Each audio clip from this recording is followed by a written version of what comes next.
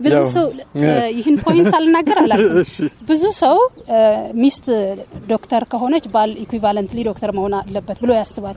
ትዳር ግን ውድድር መድረክ አይደለም። ልክ ነው። ወዳጆቼ ይህንን ሚዲያ ሶልፔጅን የምትከታተሉ ዛሬ ይዤላችሁ የቀረብኳት እህታችን ፒኤችዲውን ሰርታለች። ነገር ግን ቆየሽ ከሰራች የሚገርማችሁ የኔ ጀግናዬ ናት።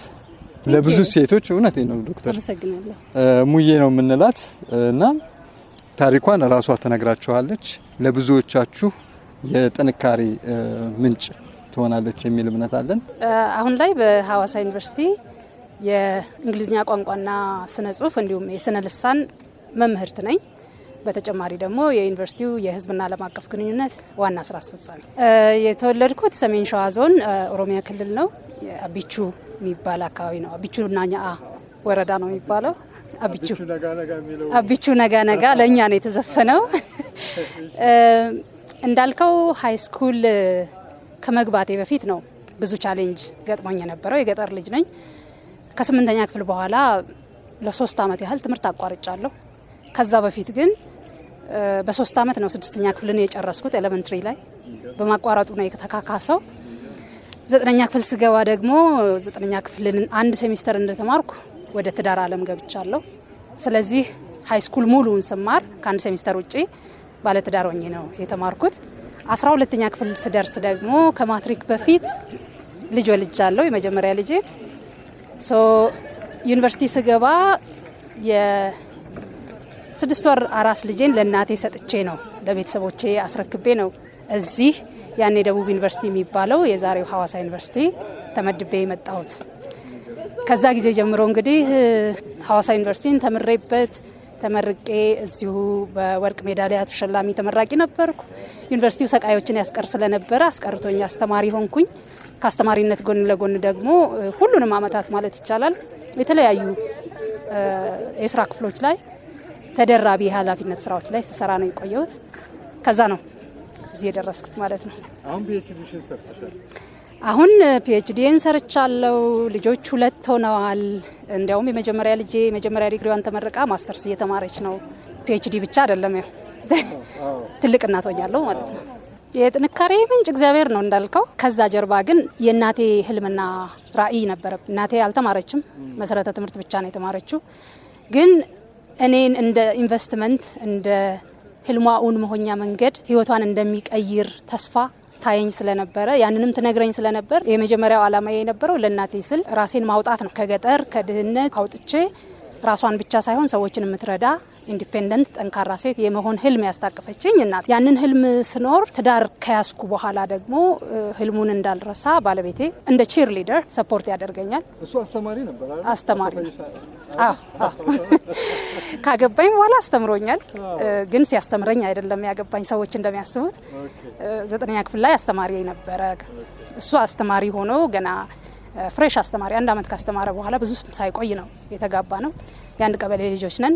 ስለዚህ ቤተሰብም ይተዋወቃል። ጋብቻውም በቤተሰብ በስነ ስርዓቱ ሽማግሌ ተልኮ ምናምን ምን አለ የኔን ህልም ላለማደናቀፍ እንደ ሌሎቹ አላቀር ወንዶች እንዳልማር እንዳያደርገኝ ቃል አስገብቼው ነበር ገና ስንጋባ።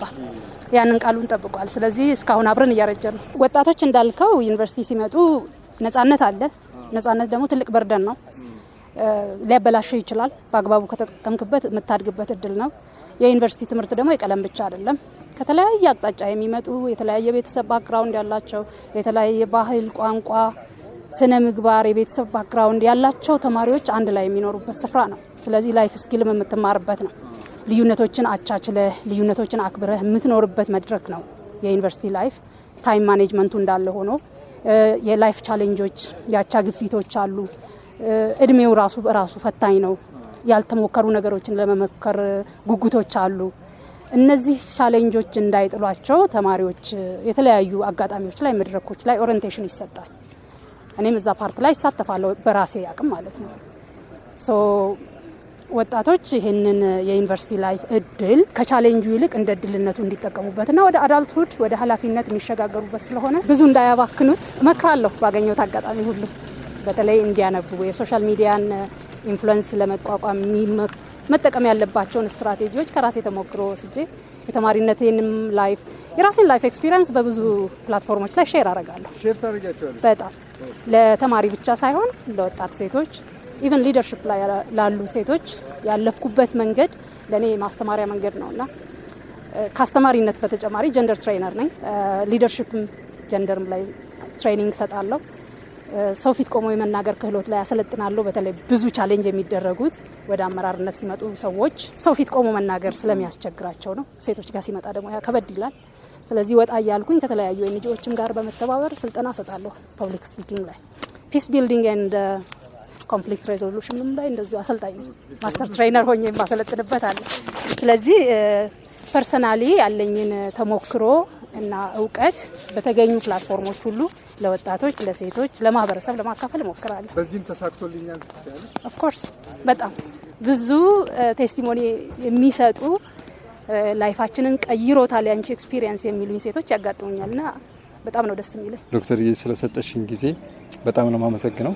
ባለቤትሽንም ፒኤችዲ ጨረሰ? ማስተርስ ይዟል። 2 ዲግሪዎች አሉት።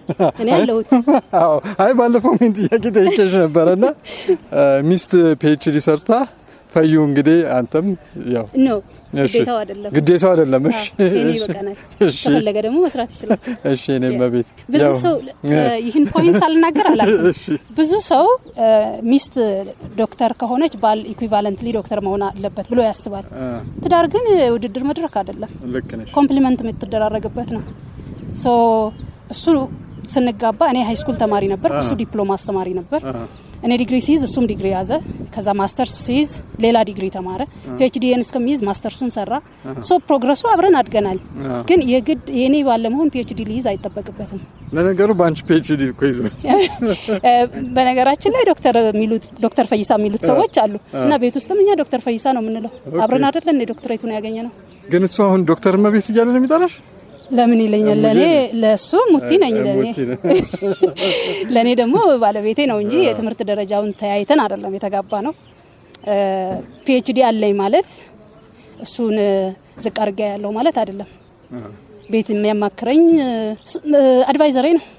እኔ ግን በጣም ሂዝ ማቹር ዛን ሚ በእድሜ ከኔ ቀድሞ ነው የተወለደው።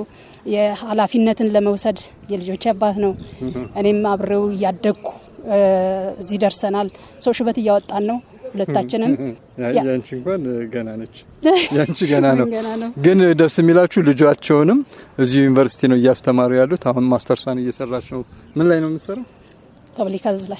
ፐብሊክ ሄልዝ ላይ እየሰራች ነው። እኔ በጣም ደስ የሚለኝ ነገሯ የዶክተር መቤት አንዱም ነገር ጊዜሽን በአግባቡ ተጠቅመሽዋል። በቃ የባከነ የምትይው ጊዜ አለ? እግዚአብሔር ይመስገን የለኝም። የሚገርም እንደውም ብዙ ፕሮጀክቶችን ሳይመልቲኒየስሊ ስላስኬድኩኝ አንዳንድ ጓደኞቼ ፒኤችዲ ከጨረስሽ በኋላ እድሜ አይረዝምብሽም ይሉኝ ነበር። አልረዘመም። ስቲል አም ቢዚ አም ለርኒንግ። የሚገርም ነው። ምክንያቱም አንቺ ጡረታ እስክትወጪ ድረስ እኮ አሁን ካለሽ እድሜ ጀምሮ በጣም ብዙ ስራዎች አሉሽ።